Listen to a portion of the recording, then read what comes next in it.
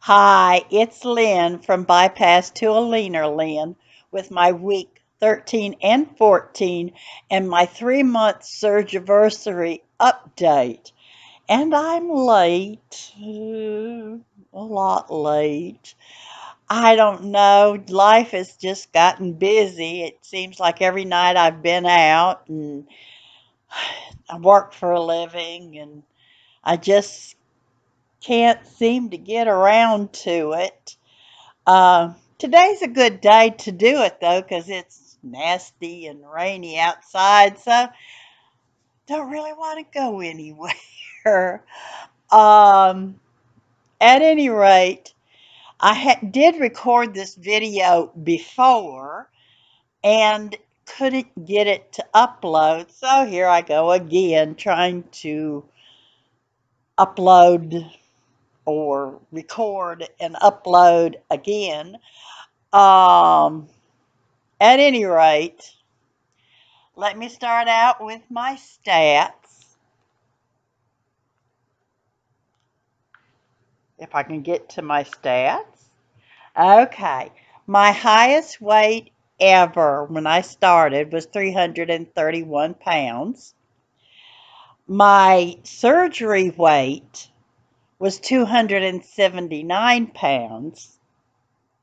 The week before last, because I'm late, my week 12 weight was 238.6. And in week 13, I had my first stall. Um, in fact, I gained 0.4 tenths of a pound. Didn't find that very happy at all. But I knew it was coming. It was bound to happen. Your body's got to slow down every once in a while and readjust. And so it did, much to my dismay. I would have really liked it to wait for about 2 years before it slowed down, but I guess that's not going to happen. But at any rate, this week my weight is 236.0. So I have lost 3 pounds since last week. I don't think I told you last week I went from 238.6 to 239.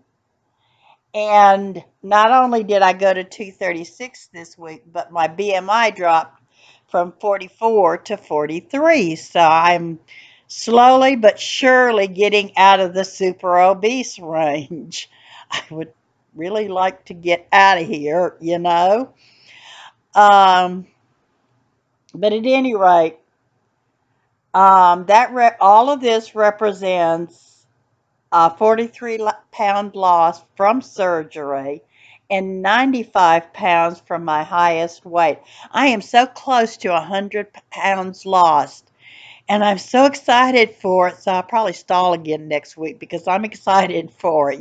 It's like when you cross over those milestones, everything comes to a shuddering halt. I don't know why that is. But at any rate, in my first month, I lost 11.8 pounds. In my second month, I lost 14.4 pounds. In my third month, I lost 13.8 pounds. So I feel like overall I'm doing pretty good. I mean, I'm not a spring chicken, so I don't have the metabolism of a 20-year-old or even a 40-year-old. And I work pretty hard at killing my metabolism, so I'm just so happy to be losing. Um,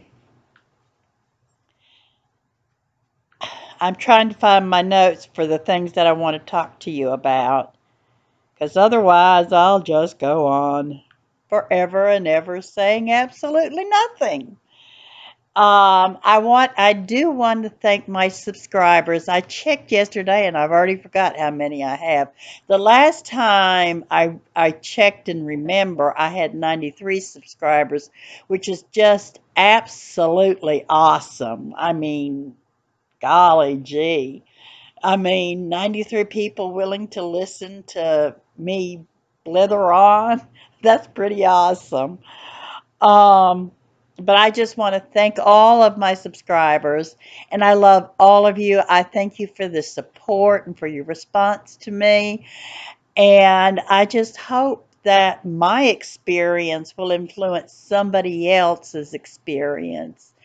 Or, that maybe I have something valuable to offer to you that you can learn from. And I know that I get a lot of information from the people that I subscribe to. And I hope that I'm supporting them too. Um, this past, oh, it'll be 2 weeks ago, or 2 weeks this coming Monday, that I had 2 weeks ago. Well, a week ago this past Monday. So almost 2 weeks. I had an appointment for a follow-up after my sacroiliac shot that I had in December. And unfortunately, I couldn't tell them that I had any improvement. Um, there just hasn't been any. I'm still having to use the walker. And in fact, I would say in the last 2 weeks, it's probably gotten some worse, but we've had some cold weather and some rainy, yucky weather, and shoot, my hip seems to forecast, my arthritis seems to forecast the weather. Anybody that says that that is a myth, my body doesn't think so. My body tells me when it's going to rain. My body tells me it's cold before I get there outside. Um, So at any rate, I have had no improvement.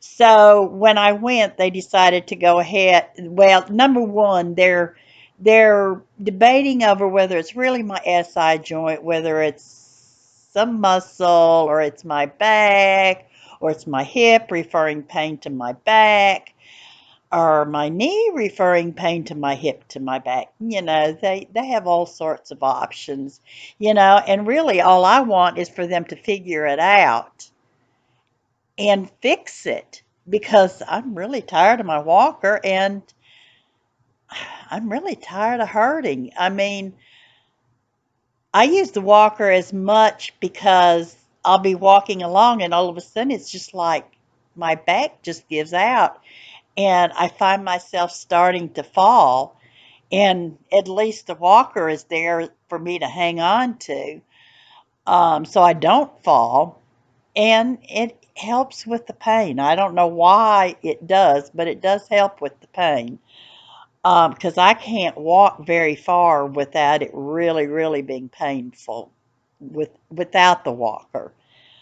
But at any rate, they decided to go ahead and order two, not one, but two MRIs, which I had this past Thursday. So much fun. I don't like MRIs anyway. I feel closed in and claustrophobic, and I can get through them.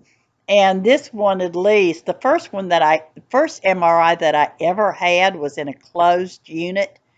And I mean, it was all I could do not to hit that button and say, get me the hell out of here. Um, I didn't, because I knew I'd have to do it again.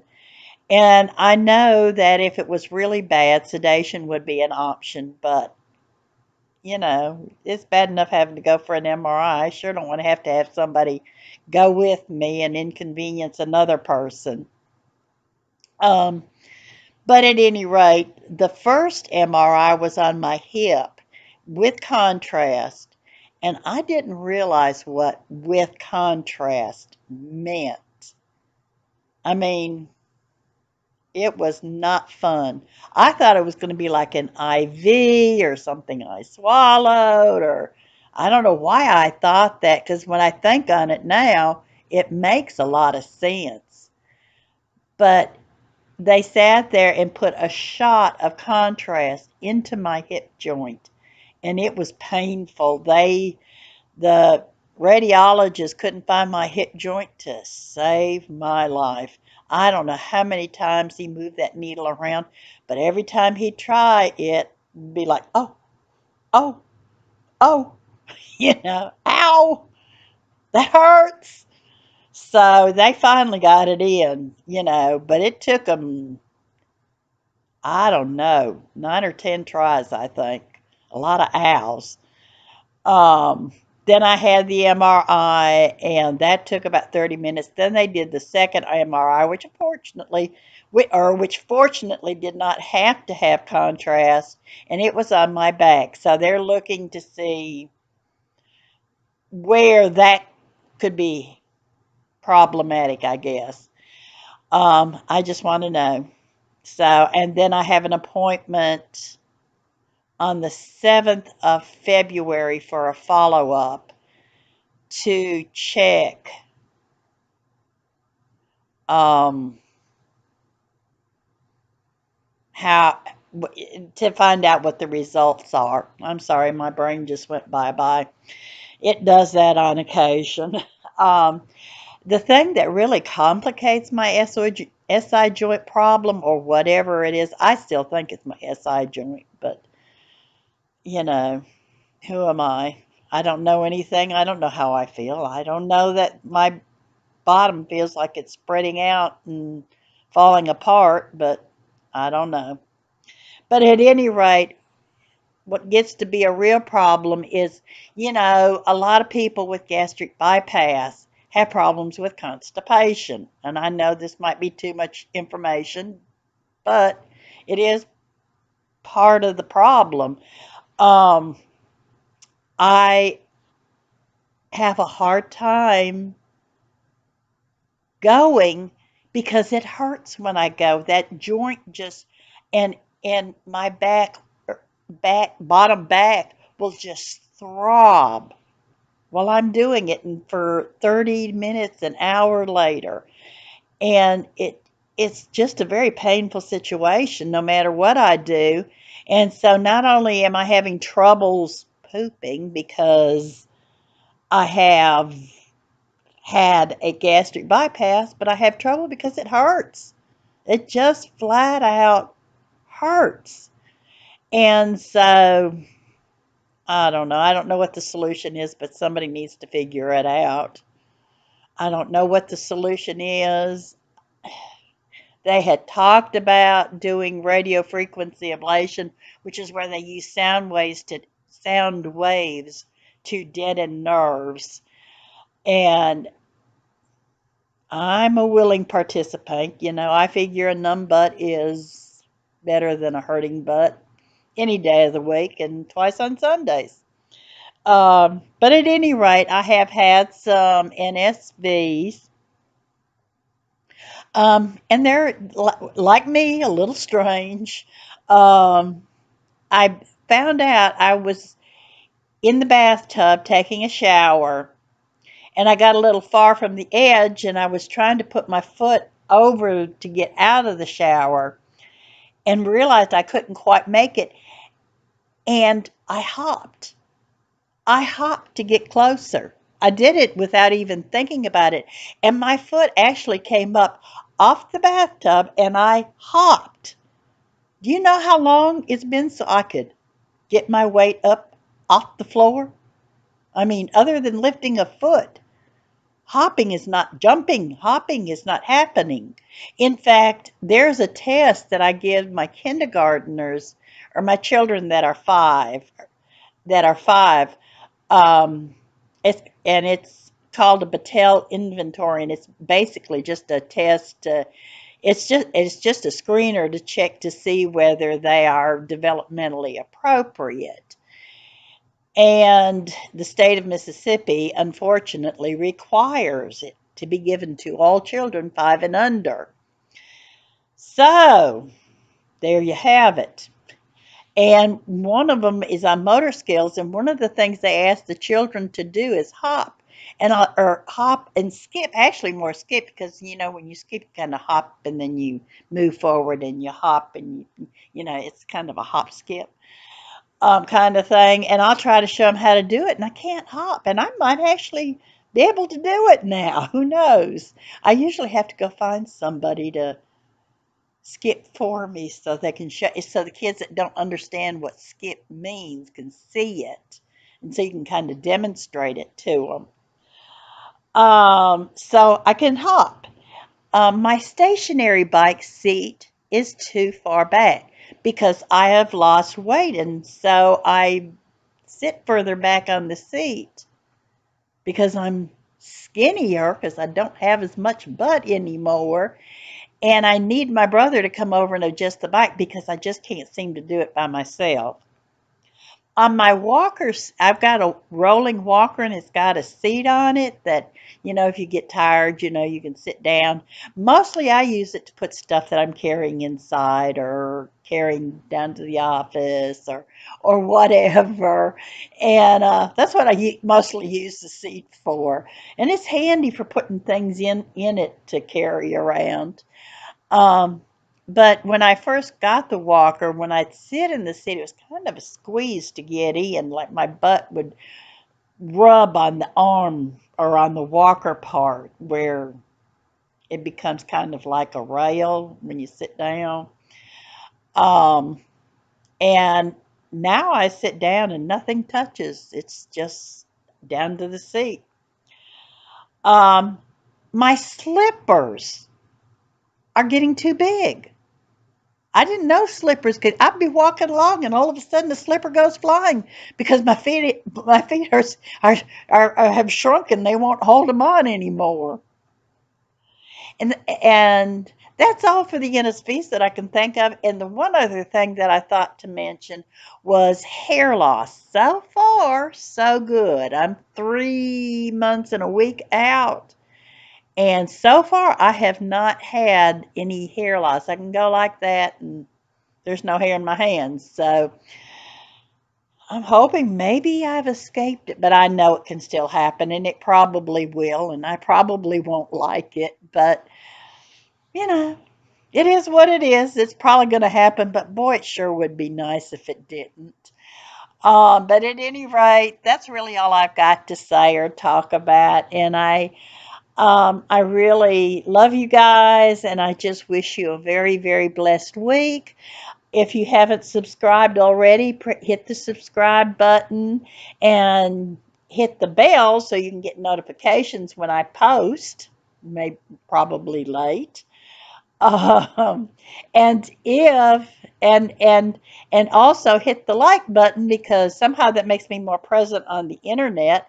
And of course, I like being liked. Who doesn't? But at any rate, love you all. See you next week. Bye.